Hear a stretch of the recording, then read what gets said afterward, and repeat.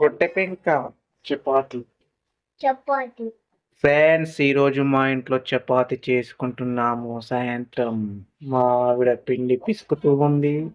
ఈ రొట్టె పెంక వేడవుతుంది. కింద స్టవ్ ఆన్ చేసాము అనమాట. కింద ఈ రొట్టె పెంక చాలా వేడైన తర్వాత రొట్టెను తీసి దీని మీద వేస్తే ఇటు కాల్చుకొని పక్కకు తీసుకొని రొట్టె మధ్యలో ఇంత పచ్చడి గాని కారం పొడి గాని రుద్దుకొని తింటే ఉంటుంది మజా చెప్పలేండి. అమ్మ పొట్టోడా, ఏం చేస్తున్నారా పొట్టోడా? ఫ్రెండ్స్, రొట్టె పెంక మాత్రం వేడిగా అవుతుంది కానీ రొట్టెలు మాత్రం ఇంకా రెడీ అవ్వట్లేదు. ఎంతసేపు చూపించాలో మరి ఇంత ఖాళీ రొట్టె పెంకని ఇలా తాలుస్తూ రౌండ్ గా చేసుకుంటే చాలా అందంగా వస్తాయి అన్నమాట.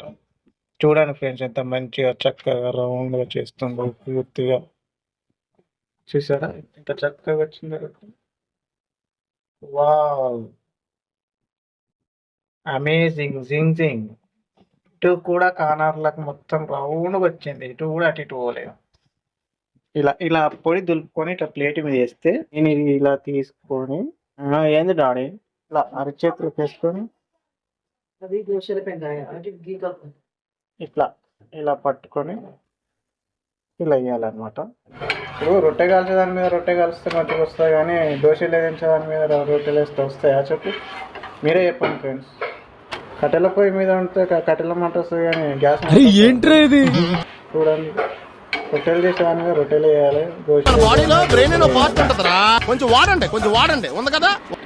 రొట్టెను అటు ఇటు తిప్పుతూ కాల్చుకోవాలి. మంచిగా ఆయిల్ పెట్టి కాసేపు కాల్చుకుంటే మంచిగా టేస్ట్ అనేది బాగుంటుంది రొట్టె.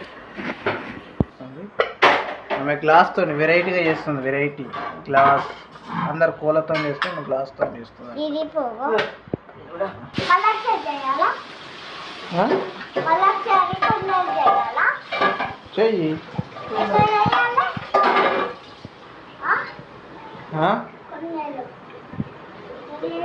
ఇప్పటిదాకా ఎట్లా చేసినావు అట్నే చెయ్యి. ఇప్పటిదాకా ఎట్లా చేసినావు అట్నే చెయ్యి.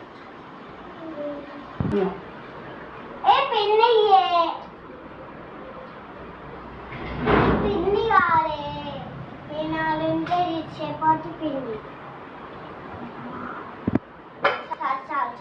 అసలు ఏం జరుగుతుంది ఇక్కడ?